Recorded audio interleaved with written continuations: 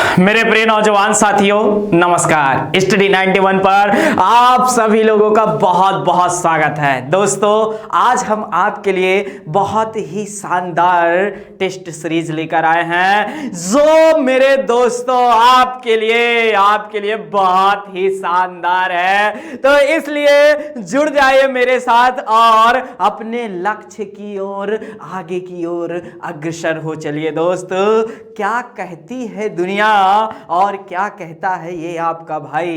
कहते हैं दोस्तों, ताश के पत्तों से महल नहीं बनता, ताश के पत्तों से महल नहीं बनता, नदियों को रोकने से समुद्र नहीं बनता। याद रखिएगा, आगे बढ़ते रहो जिंदगी में हर पल ऐ मेरे दोस्तों, क्योंकि एक जीत से कोई सिकंदर नहीं बनता। यह जानना आपके लिए जरूरी था, क्योंकि आप छोटी मोटी लड़ाई नहीं दोस्त, आप बहुत बड़ी लड़ाई की ओर अग्रसर हैं। इसलिए मुझे उसमें आपका साथ देना बहुत जरूरी है। आइए इसी अपने शानदार जोशीले शब्द के साथ आपकी यह क्लास प्रारंभ करने जा रहा हूं, और आप पीछे स्क्रीन पर बहुत ही शानदार बातें देख रहे होंगे। दोस्तों, कितनी अच्छी टॉपिक आपके सामने लगी हुआ है। पहला प्रश्न स्क्रीन पर ही लगा है, लेकिन यह प्रश्न आपके लिए नहीं है, इसके अंदर बहुत सारी अच्छे अच्छे प्रश्न दिए हैं। अभी पहले उन पर बात कर लेते हैं। 11वें ब्रिक्स शिखर सम्मेलन का आयोजन कहां किया गया? यह पहला प्रश्न है आपके सामने, और यह इतना शानदार प्रश्न है दोस्तों, क्योंकि कहीं ना कहीं यह भारत से जुड़ा हुआ मामला है। इसलिए अगर किसी भी सम्मेलन में अपने भारत का नाम आता है तो याद रखिए दोस्त, वह आपके लिए बहुत ही महत्वपूर्ण बन जाता है। तो इसलिए इस प्रश्न का जो 4 ऑप्शन आपके सम्मुख स्क्रीन पर दिख रहे हैं, इनके 4 ऑप्शनों में सही आंसर क्या है? सभी भाई बहन लगातार क्या है हमारे साथ जुड़े हुए हैं, मैं सभी का दिल से स्वागत करता हूं। एक बार निवेदन करता हूं कि ये वीडियो को ज्यादा से ज्यादा शेयर कर दिया जाए। देखिए दोस्तों, आपके सामने 4 ऑप्शन में जोहान्सबर्ग दिया है, ब्रासिलिया दिया है, नानजिंग दिया है और सेंट पीटर्सबर्ग दिया है। तो मैं यही कहूंगा कि जो पहले प्रश्न का आपका आंसर है दोस्त, वह आपका सेकंड नंबर, अर्थात याद रखिए भैया, ब्रासिलिया में ही इसका अभी हाल ही में आयोजन हुआ है। अब आप देखे होंगे कि हम आपको ब्रिक्स के बारे में बहुत सारी बातें बताई है, कितनी शानदार बातें बताई हैं, यह जानना आपके लिए बहुत जरूरी है। अगला जो ब्रिक्स सम्मेलन होगा 2020 में, यह नवंबर की घटना है, याद रखिएगा। उससे पहले वर्तमान में 2020 चल रहा है, तो जो जुलाई 2020 में नहीं अर्थात ब्रिक्स शिखर सम्मेलन होने वाला था, वह कोरोना की वजह से आप जानते हैं जो रुका है। भैया याद रखना, यह बहुत शानदार प्रश्नों में से एक है। याद रखिए, सेंट पीटर्सबर्ग में 2020 वाला होना था, यह जानना आपके लिए बहुत जरूरी है। ब्रिक्स की बात अगर मैं करता हूं तो इसकी स्थापना कब हुई थी दोस्तों? ब्रिक्स के नाम से नहीं 2006 में हुई थी। कब हुई थी? ब्रिक्स के नाम पे नहीं 2006 में हुई थी। 2010 में जब इसमें क्या होता है, दक्षिण अफ्रीका मिलता है, तो यही फिर आगे ब्रिक्स का रूप ले लेता है। यह 5 देशों का, दुनिया की उभरती हुई अर्थव्यवस्थाओं वाले देशों में यह प्रमुख स्थान रखता है। ऐसा संगठन है, याद रखिएगा, जिसमें ब्राजील है, रूस है, इंडिया है, चाइना है, साउथ अफ्रीका है। यह जानना आपके लिए बहुत जरूरी है। अर्थात एक दक्षिण अमेरिका महाद्वीप की बात होती है, तो एक यूरोप महाद्वीप, जो आपका रसिया है, वह खासकर यूरोप महाद्वीप में दिखता है, याद रखिएगा। फिर इंडिया आपका एशिया में आता है, चाइना भी आपका एशिया में आता है, साउथ अफ्रीका अफ्रीका महाद्वीप में आता है। यह जानना आपके लिए बहुत जरूरी है। तो दुनिया की उभरती हुई अर्थव्यवस्थाओं वाले में है दोस्त, याद रखिएगा। तो ब्राजील स्थान, ब्रासिलिया, याद रखिएगा, ये बहुत इंपॉर्टेंट है। फिर उसके बाद अगर हम बात करें तो इसका 2 बार आयोजन अपने भारत में भी हुआ है, यह जानना आपके लिए बहुत शानदार है मेरे दोस्तों, याद रखिएगा। तो ये बहुत इंपॉर्टेंट बातें हैं कि अगर भारत में पूछ लेता है कब कब हुआ है, तो 2012 में पहली बार और दूसरी बार 2016 में इसका आयोजन हो चुका है। यह जानना आपके लिए बहुत इंपॉर्टेंट है। बाकी इसके संबंधित जो ब्रिक्स से संबंधित अर्थात संस्था है जिसमें बैंक स्थापित किया गया है, उसके बारे में मैंने पीछे वीडियो में बताया है कि उसका मुख्यालय संघाई चीन में स्थित है। यह जानना आपके लिए बहुत शानदार बातें थी, तो मैं कुछ बातें आपके सम्मुख रखा। अगला प्रश्न आपके सामने, भारत के सर्वोच्च न्यायालय में न्यायाधीशों की कुल संख्या कितनी है? दिया है ऑप्शन 24, 25, 34 और 37। तो जो सही आंसर है याद रखिएगा, वर्तमान में नहीं, याद रखिएगा 33 न्यायाधीश प्लस एक मुख्य न्यायाधीश मिलाकर कुल 34 न्यायाधीश हैं। कहां पर भैया? सुप्रीम कोर्ट में। मुख्य न्यायाधीश सहित, याद रखिएगा, मुख्य न्यायाधीश सहित यह संख्या आपके सामने है। अब मुख्य न्यायाधीश की अगर मैंने बात की है तो याद रखिएगा बोबड़े साहब का नाम बिल्कुल कभी मत भूलिएगा, जो देश के 47वें नंबर के क्या है भैया? मुख्य न्यायाधीश है वर्तमान में सुप्रीम कोर्ट के। सुप्रीम कोर्ट के मुख्य न्यायाधीश की इस समय वर्तमान में वेतन कितनी भैया? 2,80,000। यह जानना आपके लिए बहुत जरूरी है। तो इस तरह यह बातें बहुत शानदार हैं, इनको जानना चाहिए। फिर बाकी जो अपना सुप्रीम कोर्ट है वह कहां पर है?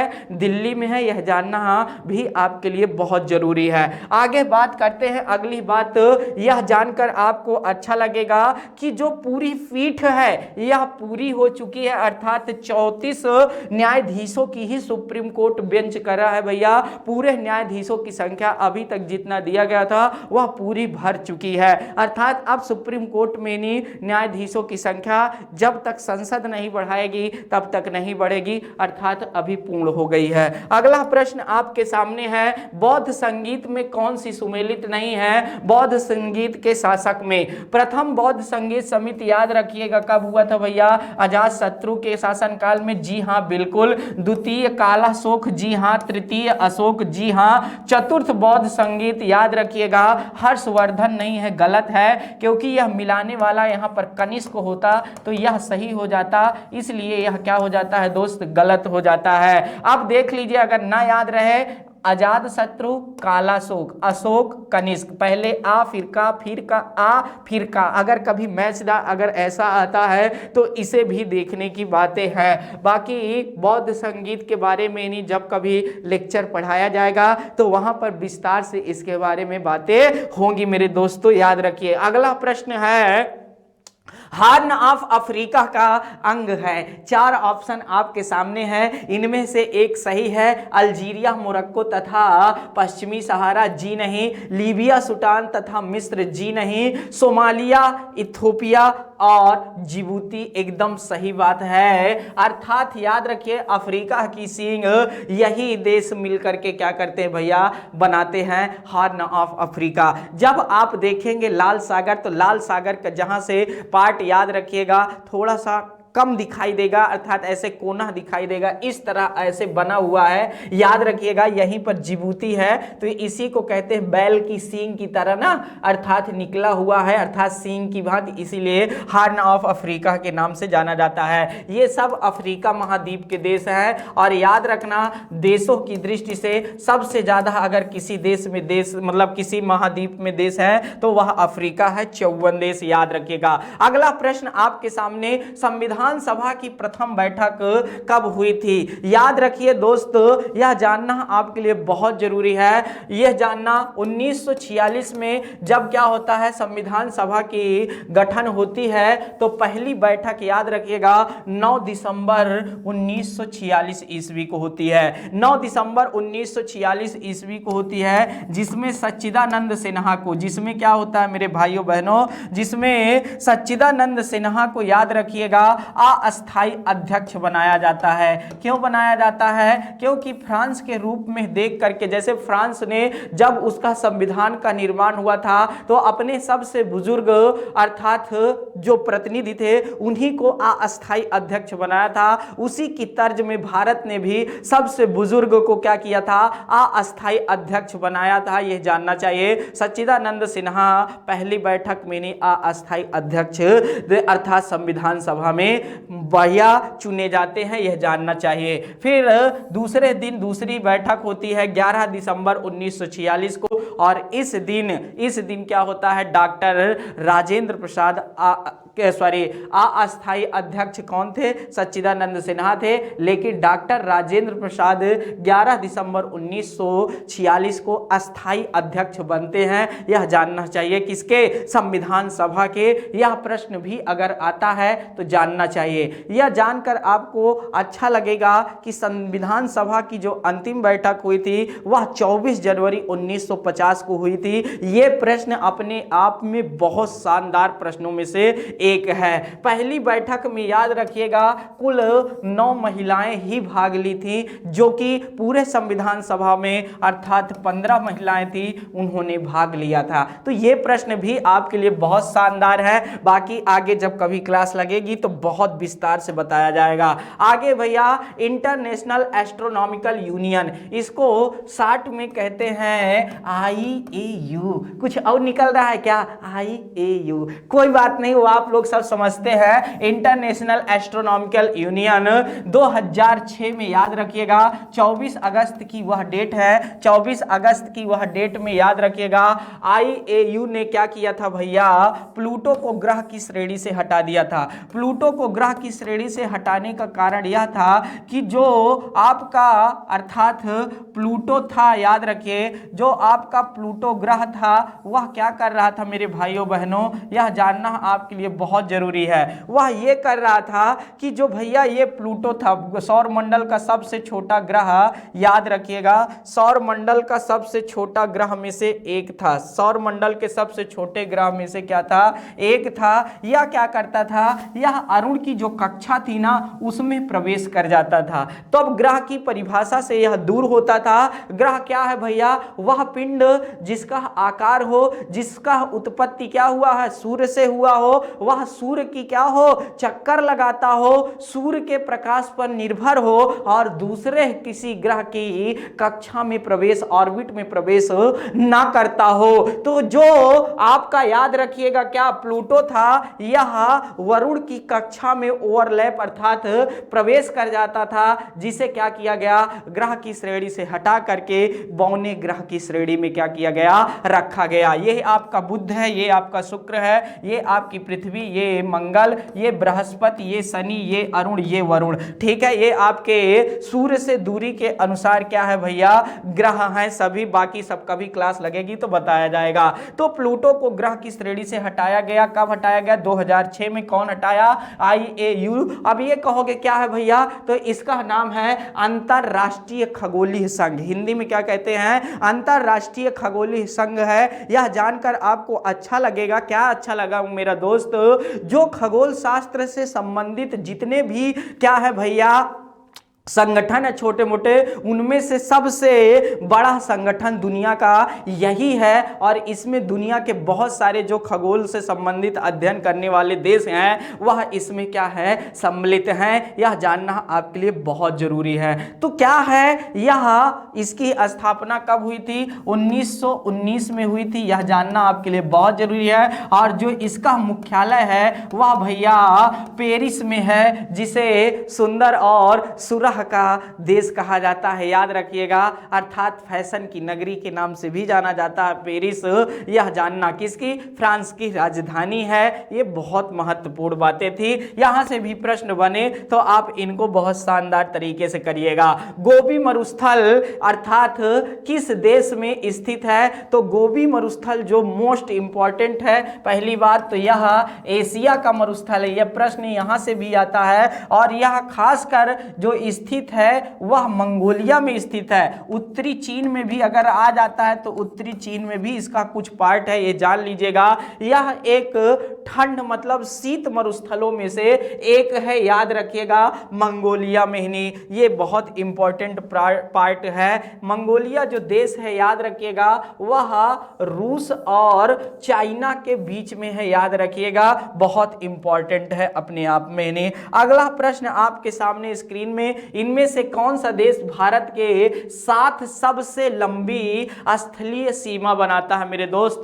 4096.7 किलोमीटर की सीमा बनाने वाला देश सबसे ज्यादा स्थलीय, याद रखिएगा, वह बांग्लादेश है। कौन सा है? बांग्लादेश है। आप सभी लोग कमेंट कर रहे हैं, मैं आप सभी का आभार व्यक्त कर रहा हूं। आपके सभी प्रश्नों का मैं उत्तर देना चाहता हूं, आपका नाम भी लेना चाहता हूं, लेकिन थोड़ा सा समय का अभाव है। मैं चाहूंगा कि अपनी अंतिम क्लास में आप सभी का नाम लेकर आप सभी को उत्साहित कर दूं। दोस्तों, आप मेरे साथ जुड़े रहें, वीडियो को शेयर करते रहें। हम जरूर आपकी सभी भावनाओं को समझते हैं। ये भाई आपका है और आपके लिए समर्पित है, याद रखिए मेरे दोस्तों। तो क्या है? बांग्लादेश है, और बांग्लादेश की जो सीमा लगती है भारत के, वह पश्चिम बंगाल से लगती है, असम से लगती है, मेघालय से लगती है, त्रिपुरा से लगती है, इधर मिजोरम वाले पार्ट से भी लगती है। तो इधर अगर लगती है तो आप इसको बिल्कुल देखिएगा, क्या मिजोरम वाले पार्ट में इसकी सीमा लगती है कि नहीं लगती है? यह सिर्फ या 4 ही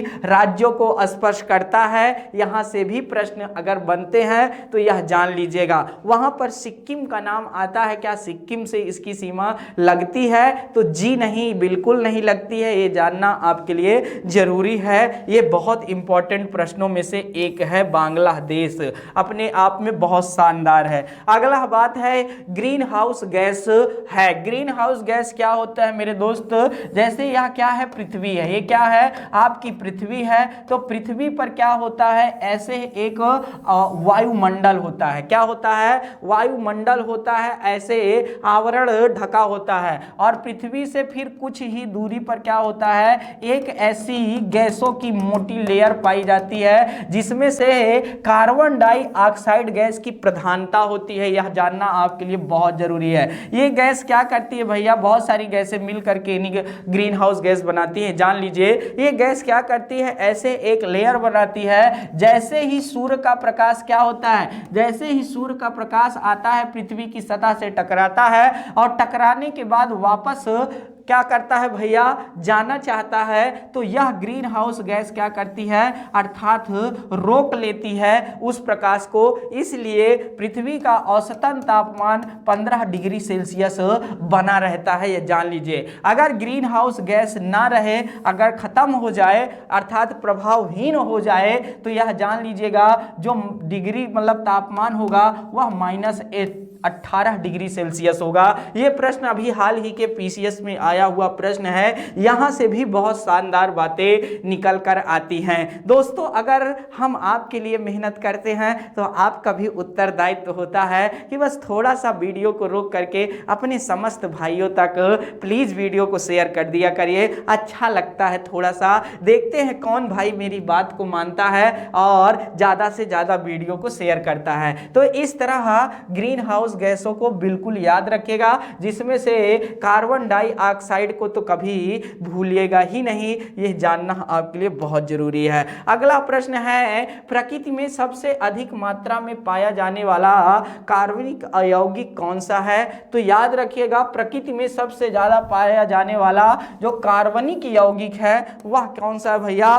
फ्रक्टोज है। यह भी प्रश्न अपने आप में बहुत शानदार प्रश्नों में से एक है। सबसे ज्यादा कार्बनिक यौगिक कौन पाया जाता है? फ्रक्टोज पाया जाता है। कोयले के विभिन्न प्रकारों में कार्बन की प्रतिशत मात्रा अलग अलग होती है। जाहिर सी बात है, कार्बन कोयला जैसा होगा वैसे उसमें कार्बन होगा। यह जानना भी शानदार बातें हैं। इनमें से ठीक है ना भैया, जो सर्वाधिक कार्बन की मात्रा होती है वह किसमें होती है? तो याद रखिएगा वह एंथ्रेसाइट में होती है। यह प्रश्न बहुत शानदार है, कई बार प्रश्नों में आया है, इसलिए यह बहुत महत्वपूर्ण है। वह कौन सा कोयला है जिसमें कार्बन, अर्थात कार्बन एक प्रदूषण है। याद रखिएगा, जितना ज्यादा कार्बन पाया जाएगा किसी भी कोयले में, जिस कोयले में, उसमें ज्यादा से ज्यादा क्या होगा? प्रदूषण होगा। याद रखिएगा, कार्बन का उत्सर्जन ही तो आज क्या कर रहा है दोस्त? याद रखिएगा, लोगों का जो सांस लेने में प्रॉब्लम बन रही है, इतनी ज्यादा जो धुआं भरा जा रहा है, मतलब आपने कलेजे में भरे ले रहे हैं। आप लोग तो, हम लोग तो सिगरेट पीने से, बीड़ी पीने से लोगों को मना करते हैं, बचाते हैं, लेकिन अर्थात अर्थात जो कार्बन का इतना ज्यादा उत्सर्जन हो रहा है इस पर भी सरकार को ध्यान देना चाहिए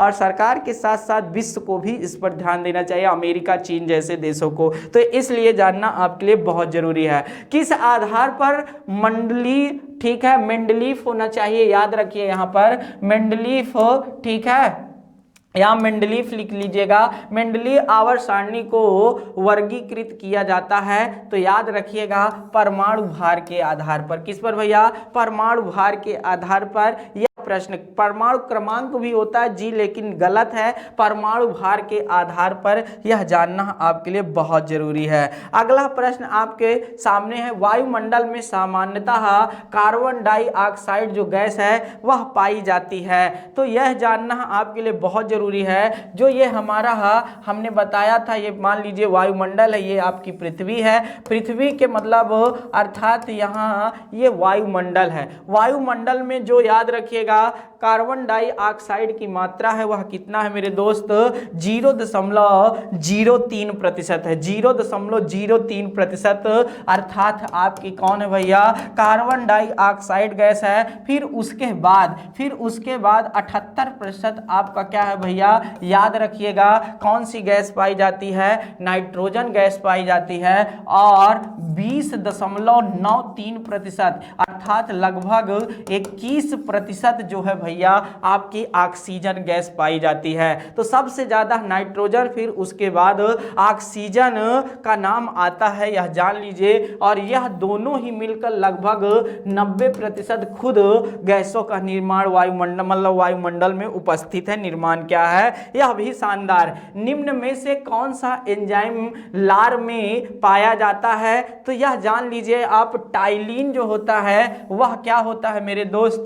लार में पाया जाता है। जो लार होती है ना उसमें यही एंजाइम टाइलिन जो है वह मिलता है। फिर अगला प्रश्न आपके सामने स्क्रीन पर बहुत शानदार, सूर्य की सतह पर हाइड्रोजन के अलावा दूसरा कौन सा तत्व है जो बहुतायत में पाया जाता है? तो भैया मान लीजिए यह सूर्य है, क्या है? यह सन है। और सन में हम आपको बता दें जो सर्वाधिक मात्रा में पाया जाता है वह हाइड्रोजन है। हाइड्रोजन सबसे ज्यादा है ना, कितना है? 71%। कितना? 71% हाइड्रोजन है। और उसके बाद दूसरे में हीलियम का नंबर आता है, याद रखिएगा 26.5 अर्थात 26.5% आपकी हीलियम है। और जो अदर है भैया वह क्या है भैया? 2.5% है, यह जान लीजिए। यही हाइड्रोजन जब नाभिकीय संलयन प्रक्रिया से क्या होता है? हीलियम में टूटता है, टूटकर बदलता है हीलियम में, तो क्या होता है भैया? इसी कारण सूर्य क्या होता है? प्रकाशमान रहता है। यह जानना आपके लिए बहुत शानदार है, बहुत शानदार। दोस्तों लगातार आप सभी लोग क्या कर रहे हैं? एकदम अपनी बाजी मार रहे हैं। मैं आपके आंसर को देखकर एकदम समझ लीजिए मेरे अंदर का अब वह दीपक जल चुका है। मुझे विश्वास हो रहा है कि बहुत सारे बच्चे अपने लक्ष्य के एकदम करीब है। दोस्तों आप सब लोग भटकिएगा नहीं, आप अपने और मेहनत को ज्यादा से ज्यादा क्या करिए? सार्थक बनाइए। जीव विज्ञान शब्द का प्रयोग सर्वप्रथम किसने किया था? तो लैमार्क एवं कौन? ट्रेवी रेनस ने किया था। यह जानना आपके लिए बहुत जरूरी है। जबकि जीव विज्ञान का जनक किसे कहा जाता है? अरस्तु को कहा जाता है। यह भी जानना आपके लिए बहुत जरूरी है। तो इस तरह के प्रश्न आपके लिए बहुत मजेदार हैं, यह भी बहुत इंपॉर्टेंट वाली बात है अपने आप में। राजा राम मोहन राय पुरस्कार 2019 में किससे सम्मानित किया गया? तो याद रखिएगा यह पत्रकारिता के क्षेत्र में अर्थात प्रेस के क्षेत्र में यह सबसे बड़ा पुरस्कार है। यह जानना आपके लिए बहुत जरूरी है। तो 2019 में गुलाब कोठारी को यह पुरस्कार मिला है। और यह राजस्थान के याद रखिएगा सबसे बड़े क्या है भैया? जो पत्रिका समूह के उसके यह प्रमुख है, याद रखिएगा। कौन? गुलाब कोठारी। यह जान लीजिए। जो हमारा प्रेस स्वतंत्रता दिवस मनाया जाता है वह 16 नवंबर को मनाया जाता है। कब मनाया जाता है? 16 नवंबर को मनाया जाता है। अगला प्रश्न आपके सामने, संपत्ति के आधार राइट टू प्रॉपर्टी को किस संविधान संशोधन के द्वारा हटा दिया गया? तो याद रखिएगा संपत्ति का जो अधिकार था भारतीय संविधान, जब हमारा मूल संविधान बना तो उस समय क्या है मेरे भाई 7 मौलिक अधिकार आपको प्राप्त थे, लेकिन 44वें संविधान संशोधन याद रखिए 1978 के द्वारा जो आपके पास क्या था संपत्ति का अधिकार था उसे क्या किया गया, निकाल दिया गया, उसे क्या किया गया, निकाल दिया गया। यह जानना आपके लिए क्या है, बहुत जरूरी है। तो इस तरह ये बहुत शानदार बातें हैं, आपको यह जानना चाहिए। अर्थात अब आपके पास सिर्फ और सिर्फ वर्तमान में कितने हैं, 6 मौलिक अधिकार ही हैं, जिसमें से समानता का अधिकार है, अभिव्यक्ति अर्थात स्वतंत्रता का अधिकार है, अभिव्यक्ति की आजादी जिसे बोलते हो, तो वह किसमें आता है, स्वतंत्रता के अधिकार में आता है। याद रखिएगा स्वतंत्रता का अधिकार है। फिर तीसरा है शोषण के विरुद्ध अधिकार है। फिर आपके पास धार्मिक स्वतंत्रता का अधिकार है, याद रखिएगा। फिर क्या है आपके पास संस्कृत एवं शिक्षा संबंधी भी अधिकार है, और छठवां है संवैधानिक उपचारों का अधिकार। याद रखिएगा यह जो सारा बातें कही गई भाग 3 में भारतीय संविधान के कही गई हैं, अनुच्छेद 12 से 35 के बीच में कही गई है। यह जानना आपके लिए बहुत जरूरी है। क्यों? क्योंकि यहां से प्रश्न लगातार आते हैं, यह जानकर आपको बहुत महत्वपूर्ण है। महात्मा बुद्ध द्वारा दिए गए प्रथम उपदेश को क्या कहा जाता है भैया? तो याद रखिएगा गौतम बुद्ध का जब उपदेश देते हैं तो धर्म चक्र प्रवर्तन कहलाता है। घर से निकलते हैं गृह त्याग को महाभिनिष्क्रमण कहा जाता है, और जब उनकी ही अर्थात स्वर्गवास होता है तो उसे महापरिनिर्वाण कहा जाता है। ऐसा ही है क्या? याद रखिए ज्ञान की प्राप्ति से बहुत महत्वपूर्ण प्रश्नों में से एक है महापरिनिर्वाण। याद रखिएगा बहुत शानदार है, यह जानना आपके लिए बहुत शानदार है। तो इस तरह यह बहुत इंपॉर्टेंट था। तो इसका जो आंसर है वह तीसरा है, ये जान लीजिए। गौतम बुद्ध से संबंधित सारी घटनाओं को अच्छे से पढ़िएगा, मजा आ जाएगा। नालंदा विश्वविद्यालय का संस्थापक कौन था? तो नालंदा विश्वविद्यालय याद रखिएगा कुमार गुप्त का नाम कभी मत भूलिएगा, ये बहुत शानदार प्रश्नों में से एक है। नालंदा विश्वविद्यालय जो दुनिया में पहले स्थान, अगर मैं बात करूं प्राचीन समय में दुनिया में स्थान रखता था, देश विदेश के लोग पहले भी यहां पर आकर के क्या करते थे दोस्त, याद रखिएगा यहां आकर शिक्षा को ग्रहण करते थे। ये बहुत जरूरी बात है। लेकिन नालंदा विश्वविद्यालय धीरे धीरे क्या होता है, इसकी छवि टूटते गए, और इसमें मैं किसी का भाई नाम तो लूंगा ही कहीं ना कहीं, इसमें सबसे ज्यादा जो प्रभावित किया है वह हमारे जो अरब आक्रमणकारी थे, तुर्की आक्रमणकारी थे, ठीक है। याद रखिएगा यही सब लोगों ने क्या किया, बहुत ज्यादा ऐसा प्रभावित कर दिया कि धीरे धीरे नालंदा विश्वविद्यालय का अस्तित्व ही समाप्त होता चला गया। अंततः अंग्रेज आए, उसके बाद ऐसा प्रभाव डाला कि ये जान लीजिए यूनिवर्सिटी नाम का है, अब काम मान लीजिए थोड़ा बहुत ही। तो इस तरह ये सारी बातों को जानना जरूरी है। T20 मैच में हैट्रिक लेने वाले पहले भारतीय गेंदबाज कौन बन गए हैं? तो याद रखिएगा मात्र अभी पहला गेंदबाज है जो T20 में पहली बार, तो याद रखिएगा वह दीपक चहर हैं। कौन है? दीपक चहर हैं। याद रखिएगा बहुत महत्वपूर्ण है। राहुल चहर के भाई, दोनों भाई IPL खेलते हैं, देखे होंगे मुंबई में और एक चेन्नई में। तो इस तरह ये जानना आपके लिए बहुत जरूरी है। तो दीपक चहर का नाम बिल्कुल भूलिएगा नहीं। महेंद्र सिंह धोनी की अगुवाई वाली टीम चेन्नई सुपर किंग को भी नहीं भूलिएगा। अगला प्रश्न आप है, निम्न में से कौन सुमेलित नहीं है? मुद्रा राक्षस विशाख दत्त द्वारा, जी हाँ रचना है उनकी। अभिज्ञान शकुंतला, यह भी क्या है कालिदास द्वारा। शूद्रक क्या है? मृच्छ कटिकम द्वारा, जी हाँ। और स्वप्रवास वंदतम क्या दांडी द्वारा? जी नहीं मेरे दोस्त,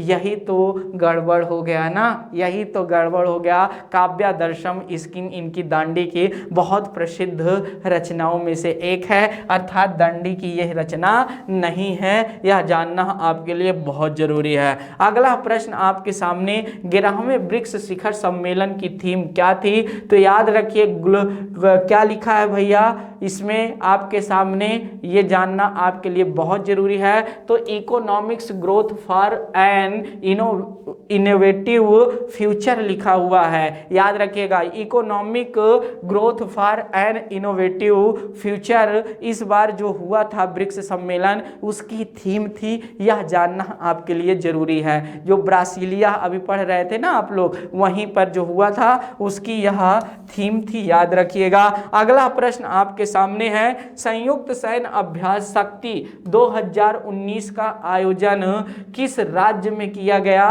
तो याद रखिएगा भारत और फ्रांस के बीच का यह संयुक्त अभ्यास है। कहाँ किया गया भैया? राजस्थान में किया गया है। मोस्ट इंपॉर्टेंट प्रश्नों में से एक है। यह आयोजन 2011 से क्या हो रहा है? चला आ रहा है। ये भी बहुत शानदार प्रश्नों में से एक है। शरीर की सबसे बड़ी ग्रंथि कौन सी है? तो सब लोग जानते हैं शरीर की सबसे बड़ी ग्रंथि यकृत है। कौन है? यकृत है। यह भी बहुत शानदार प्रश्न है। कोपा 25 जलवायु सम्मेलन का आयोजन किस शहर में किया गया? तो यह याद रखिएगा मैड्रिड।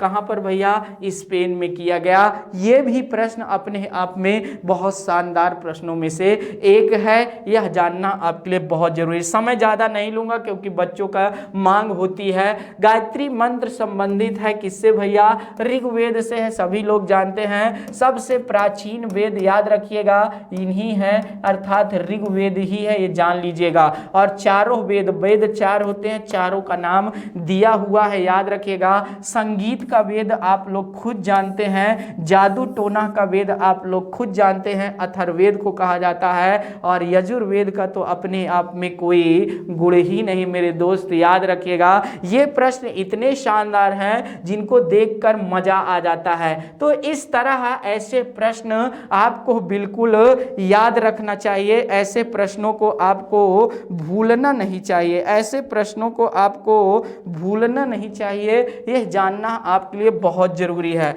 अगली बात, अगला है, मानव ने सर्वप्रथम किस धातु का प्रयोग किया? तो मानव ने सर्वप्रथम, याद रखिएगा, तांबे का क्या किया था? प्रयोग किया था। अगला प्रश्न आपके सामने, 2019 रग्बी विश्व कप का खिताब किस देश ने जीता? तो याद रखिएगा दक्षिण कोरिया ने जीता। किसे? इंग्लैंड को हरा करके। और यह जापान में हुआ था, यह जान लीजिए। रग्बी जो भैया फुटबॉल से संबंधित एक खेल है, इसमें 15 खिलाड़ी होते हैं, यह जानना आपके लिए बहुत जरूरी है। अगला है भैया, हाल ही में 2019 मिस एशिया ग्लोबल का खिताब किसने जीता है? तो याद रखिएगा यह जो हुआ है केरल के कोच्चि में आयोजन हुआ था, यह जानना आपके लिए बहुत जरूरी है। और सर्बिया के किसने जीता है भैया? सारा दमन नोविक ने क्या है? यह खिताब जीता है, अपने नाम किया है। और अगली बार जो होगा वह मलेशिया में होगा इसका आयोजन,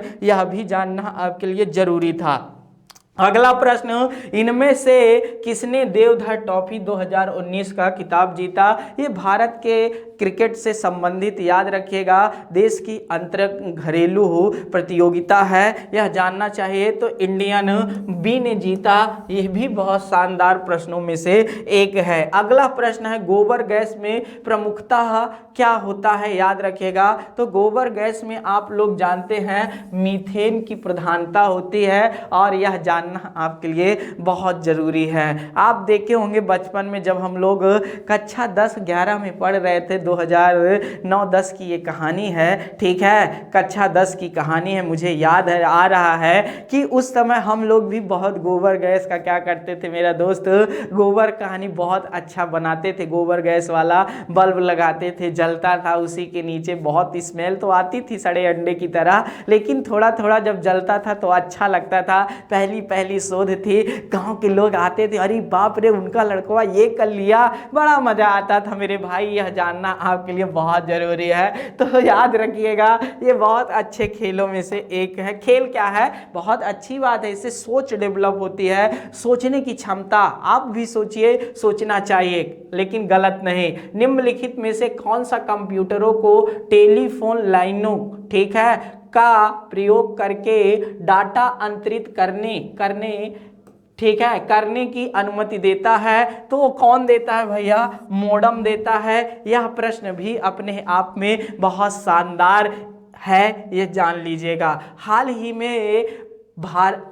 में 5वें भारतीय अंतर्राष्ट्रीय विज्ञान उत्सव का आयोजन कहाँ किया गया? तो ये याद रखना, ये बहुत शानदार है। विज्ञान के क्षेत्र को बढ़ावा देने के लिए देख रहे होंगे सरकार बहुत आगे आ रही है, और इस समय टेलीविज़न में भी विज्ञान का प्रोग्राम आना शुरू हो गया है, याद रखिएगा, जो बहुत ज़रूरी है। विज्ञान के क्षेत्र को जानना हर बच्चे के लिए, हर युवक के लिए और यहाँ तक कि हर मानव जाति के लिए बहुत जरूरी है, क्योंकि अगर विज्ञान से छेड़छाड़ करोगे तो उसका नतीजा कोरोना जैसा ही दिखेगा, यह जान लीजिए। विज्ञान वरदान भी है, विज्ञान अभिशाप भी है, आप खुद समझ सकते हो। तो कलकत्ता में हुआ था, यह जानना आपके लिए बहुत जरूरी है। अगला प्रश्न है, हाल ही में RCEP ट्रेड क्या है एग्रीमेंट चर्चा में रहा, इसका पूरा नाम है, याद रखिएगा, इसका पूरा नाम क्या है? रीजनल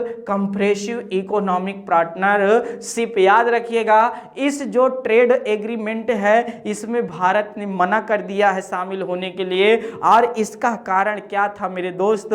अगर भारत, ये पहले है क्या, याद रखिएगा, यह जो आसियान संगठन है जिसकी स्थापना 1967 में हुई थी, याद रखिएगा, वह एक ट्रेड समझौता था। यह समझौता अर्थात खास करके चीन है, जापान है, कोरिया है, खासकर ऑस्ट्रेलिया है, और ऐसे और एक देश आपका न्यूजीलैंड है, ये 5 मिल करके नहीं, और 10 तो आसियान वाले देश ये ट्रेड समझौता कर रहे थे। अगर भारत इस ट्रेड में समझौता कर लेता तो भारत के जो अर्थात छोटे लघु उद्योग वाले व्यापारी हैं उनकी रीढ़ टूट जाती। तो प्रधानमंत्री जी ने कहा हम कभी इसमें भाग नहीं लेते। अगर भाग मतलब ले लेते तो क्या है मेरे भाई, उससे देश के अंदर जो मसालों का उत्पादक क्षमता मतलब बेचता है भारत, उसका गिर जाता वैल्यू। खाद्य पदार्थ जैसे गेहूं का जो उत्पादन है जो भारत ट्रेड मतलब करता है तो उसका गिर जाता, और खासकर दूध को जो उत्पादन क्षमता है विश्व में जो भारत स्थान रखता है वह भी गिर जाती। क्यों? क्योंकि फिर न्यूजीलैंड का पाउडर, न्यूजीलैंड में दूध के पाउडर बहुत ज़्यादा बनते हैं, याद रखिएगा, फिर वो मार्केट में छा जाते जिससे भारत की कमर टूटना चालू हो जाता। इसलिए भारत ने कहा जी नहीं, हम अपने देश के व्यापारियों के साथ समझौता नहीं कर सकते। तो प्रधानमंत्री जी साफ साफ मना कर दिए हैं, यह जानना आपके लिए बहुत जरूरी है। अगला प्रश्न आपके सामने है, निम्नलिखित में से कौन सही सुमेलित नहीं है? रेड क्लिफ रेखा भारत और पाकिस्तान के बीच, जी हाँ। मैगीनाट रेखा फ्रांस और जर्मनी के बीच, जी हाँ। डूरंड रेखा बांग्लादेश और भारत, जी यही तो गलत हो गया, याद रखिएगा। डूरंड रेखा भारत ठीक है, किसके बीच देता? भारत अफगानिस्तान के बीच देता तो भी सही हो जाता। डूरंड रेखा अगर वर्तमान में पाकिस्तान अफगानिस्तान के बीच देता तो भी सही हो जाता, लेकिन यही गलत होता है। हिंडनबर्ग रेखा याद रखिए, ये भी मोस्ट इंपॉर्टेंट है, बेल्जियम और जर्मनी के बीच में है, यह अपने आप में बहुत शानदार है। यूनेस्को ने किस शहर को क्रिएटिव सिटी ऑफ क्या है गैस्ट्रोनॉमी का खिताब दिया है? याद रखिएगा, वह कोई और नहीं आपका हैदराबाद है, ये जान लीजिए, बहुत ध्यान से समझिएगा। जब कहे creative city of the gastronomy तो हैदराबाद, और कह दे क्रिएटिव सिटी ऑफ फिल्म, याद रखिएगा, फिल्म जब यहां लगा दे क्रियोसिटी हट जाए तब वहां पर बंबई आ जाएगी अर्थात मुंबई आ जाएगा, आप जानना आपके लिए बहुत जरूरी है। अगली बात यह है, कौन सा सॉफ्टवेयर शब्द संस्थान में प्रयोग किया जाता है? और यह 4 याद रखिएगा शब्द, देख लीजिए कौन सा सॉफ्टवेयर शब्द संसाधन में, मैं माफी चाहता हूं, संसाधन में प्रयोग किया जाता है। तो जाहिर सी बात है शब्द संसाधन में कौन प्रयोग किया जाता है? MS वर्ड प्रयोग किया जाता है ना, MS वर्ड 2007, MS वर्ड 2010 ऐसे चलता है, याद रखना बहुत सारे काम होते हैं इस पे। 35वें आसियान शिखर सम्मेलन का आयोजन कहाँ पर हुआ था, तो याद रखिएगा यह बैंकॉक में हुआ था, जो थाईलैंड है ना भैया, वहीं पर, ये जानना आपके लिए बहुत जरूरी है। 35वें आसियान शिखर सम्मेलन, भारत आसियान का क्या है भैया, मतलब याद रखिएगा भारत इसका सदस्य नहीं है, यह जानना आपके लिए बहुत जरूरी है। तो जो बहुत इंपॉर्टेंट है अपने आप में आसियान, ये जान लीजिए। अगला है जैन धर्म में त्रिरत्न कौन कौन है, तो सम्यक दर्शन, सम्यक ज्ञान, सम्यक आचरण। जी हाँ, तीनों है। कौन सा नहीं है, तो उपरोक्त कोई नहीं है। मेरे भाई लगातार मुझे देख रहे हैं, मैं देख करके और कमेंट भी लगातार कर रहे हैं, मुझे देखकर बहुत मजा आ रहा है मेरे भाई, सच में मुझे बहुत मजा आ रहा है। आप सभी का बहुत बहुत आभार। वीडियो को जल्द से जल्द शेयर करते रहिए। अगला प्रश्न आपके सामने, किस ग्रह के चारों ओर वलय हैं, तो याद रखिएगा वह कोई और नहीं है, शनि के ग्रह के चारों ओर पूर्ण रूप से 7 वलय पाए जाते हैं। वो सारे बताया जाएगा जब पढ़ा जाए, आज जानेंगे तो हम लोग। जैसे यह शनि है, तो जब कभी शनि के बारे में आपको बताऊंगा तो आपको ऐसे 7 वलय जो पूर्ण रूप से नहीं विकसित है, यह जानना आपके लिए बहुत जरूरी है। और शनि ही याद रखिएगा सूर्य की दूरी के अनुसार क्या है, 6वां ग्रह है और आकार में सौरमंडल का दूसरा ग्रह है, यह जानना आपके लिए बहुत जरूरी है। और वर्तमान में सबसे ज्यादा उपग्रह अगर किसी के हैं या चंद्रमा है, तो वह आपके शनि के ही है, यह जानना आपके लिए बहुत जरूरी है। अगला प्रश्न है, बाणभट्ट किसके दरबारी है, तो बाणभट्ट हर्षवर्धन के दरबारी थे। यह प्रश्न अपने आप में बहुत 606 से लेकर 647 तक हर्षवर्धन का टाइम ऑफ पीरियड था। यह भी अगर प्रश्न आता है तो इसको भी ध्यान दीजिएगा। लेकिन हर्षवर्धन की राजधानी पूछी जाती है, तो हर्षवर्धन की जैसे राजधानियां 2 बहुत मतलब स्थानों पर थी, जो एक बहुत विशेष प्रमुख है, उसी को आपको हमें कमेंट करके आंसर देना है कि हर्षवर्धन की प्रमुख राजधानी कौन थे। TN सेशन का हाल ही में निधन हो गया है, यह कौन थे, याद रखिएगा यह पूर्व मुख्य चुनाव आयुक्त थे। मोस्ट इंपॉर्टेंट प्रश्नों में से एक प्रश्न है आपका मुख्य चुनाव आयुक्त। याद रखिएगा मेरे दोस्त, एक बात ये जानना आपके लिए बहुत जरूरी है। क्या जानना जरूरी है कि अब पूर्व पूछ लिया, तो अब आपसे पूछेगा कि भैया वर्तमान में भारत के मुख्य चुनाव आयुक्त कौन हैं, ये कमेंट करके आप हमको दीजिए। हम आपका कहानी बहुत अच्छे से ध्यान देंगे ना कि कौन है मेरे भाई, बिपिन रावत हैं कि ओम प्रकाश रावत हैं, कौन है। मैं बिल्कुल बोलूंगा नहीं, क्योंकि आपको देना है आंसर। क्या ये लोग हट चुके हैं पद से, इनके स्थान पर कौन आया है, ठीक है। तो ओपी रावत है, कौन है मुझे नहीं बिल्कुल पता है, या इनके बाद कौन आया है बिल्कुल नहीं बताऊंगा, ये आप कमेंट करके बताएंगे, ताकि आपको देखने से ज्ञान मिल जाए और आपको ये सारी चीजें याद हो जाएं। अगला है भैया जो ORCALE है, यह क्या है भैया, तो एक डाटाबेस क्या है, सॉफ्टवेयर है, यह जानना आपके लिए बहुत जरूरी है। ORCALE क्या है भैया, एक डाटाबेस सॉफ्टवेयर है, अपने आप में जानिएगा। हाल ही में किन 2 देशों के बीच, ठीक है, 9 सेनाओं के बीच समुद्र शक्ति 2019 का अभ्यास किया गया है, तो याद रखिएगा भारत का बहुत इंपॉर्टेंट देशों में से एक है जो समुद्र शक्ति 2019 का क्या किया है, अभ्यास किया गया है, वह भारत और इंडोनेशिया के बीच में किया गया है। याद रखिए दोस्त, आसियान का जो मुख्यालय है वह इंडोनेशिया की राजधानी जकार्ता में ही है, यह जान लीजिएगा। और जब अंडमान निकोबार को लेकर के एक बार यूपीएससी लेवल में प्रश्न बना था कि इनमें से अंडमान निकोबार द्वीप समूह के सबसे नजदीकी का देश कौन सा है, तो वहां पर इंडोनेशिया का ही नाम आता था, यह जानना आपके लिए बहुत जरूरी है। अगला प्रश्न आपके सामने है, ठीक है, द लिक क्या है, एक्सरसाइज 2019 का संबंध है। याद रखिएगा, यह बहुत शानदार प्रश्नों में से एक है जो आतंकवाद को लेकर के यह संबंध बनाया गया था। यह जान लीजिएगा, वह भारत और उज्बेकिस्तान के बीच, याद रखिएगा, भारत और उज्बेकिस्तान के बीच में नहीं यह अभ्यास हुआ है। अपने आप में नहीं दस्त लिख को नहीं कभी मत भूलिएगा, ये प्रश्न आपके सामने आ सकता है। अगला प्रश्न है, बलवंत राय मेहता समिति का गठन किया गया था, किसके लिए किया गया था? तो बलवंत राय मेहता समिति, याद रखिएगा, पंचायती राज व्यवस्था के लिए गठित की गई थी ना।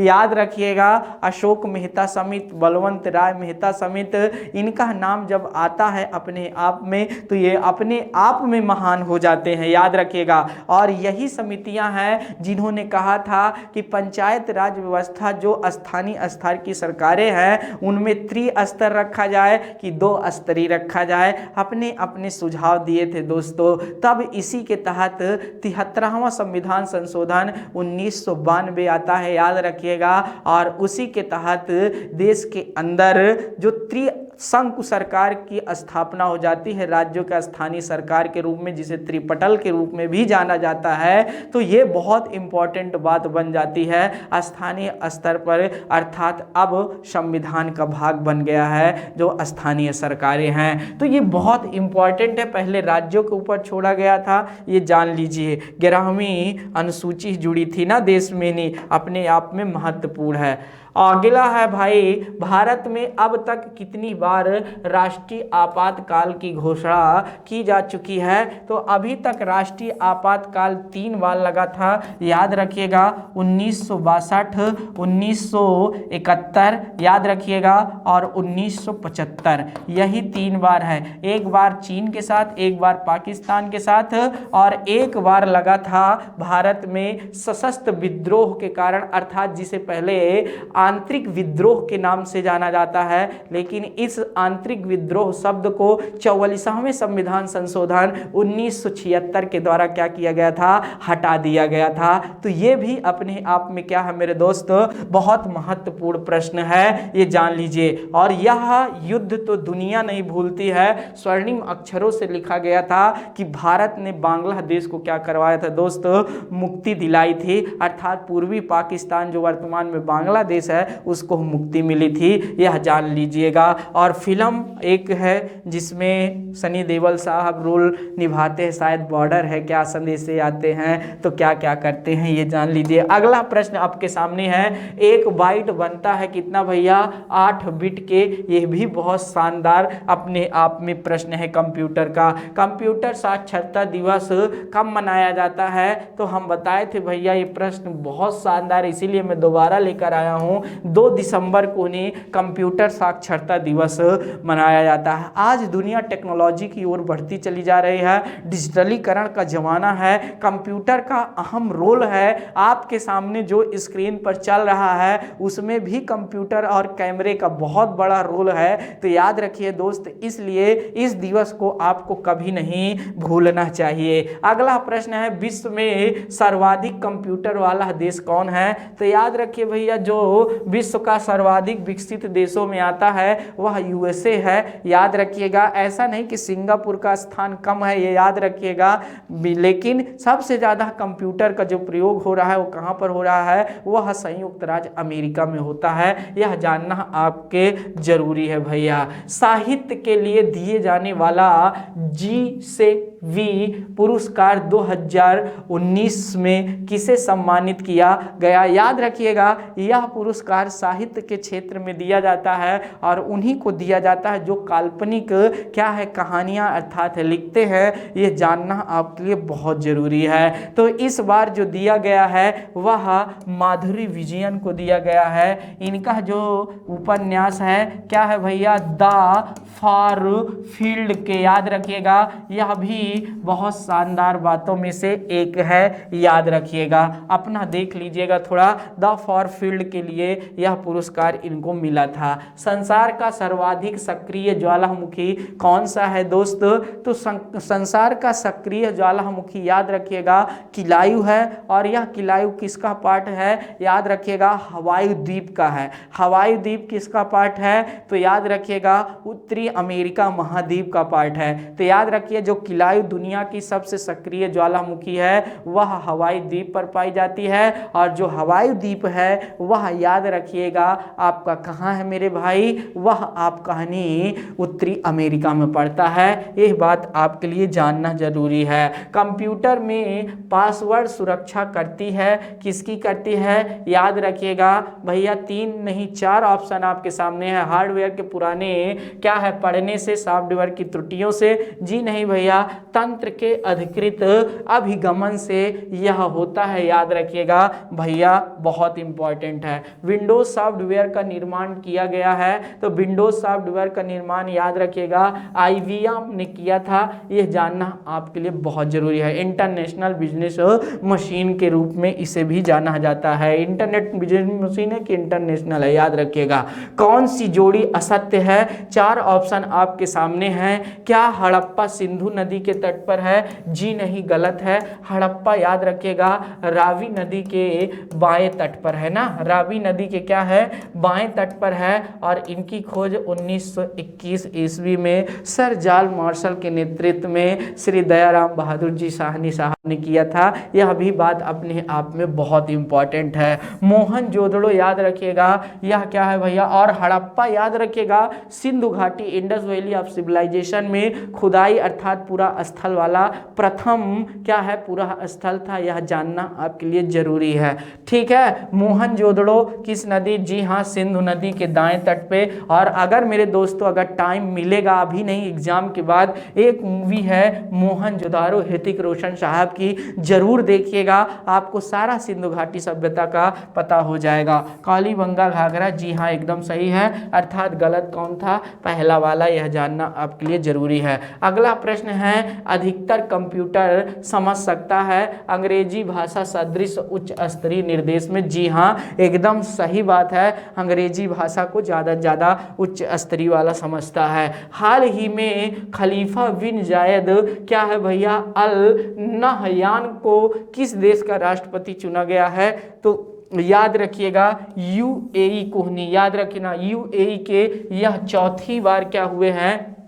राष्ट्रपति बने हैं। और जो विशेषकर बात यह है कि अभी हाल ही में जो IPL का संस्करण चल रहा था वह और कहीं नहीं, संयुक्त अभी अमीरात UAE में ही चल रहा था ना। यह जानना आपके लिए बहुत ज़रूरी है। कंप्यूटर ग्रिड होता है, कंप्यूटर ग्रिड क्या होता है? एक सॉफ्टवेयर और संरचना है जिससे कोई अभिकलन प्रतिष्ठान जुड़े होते हैं।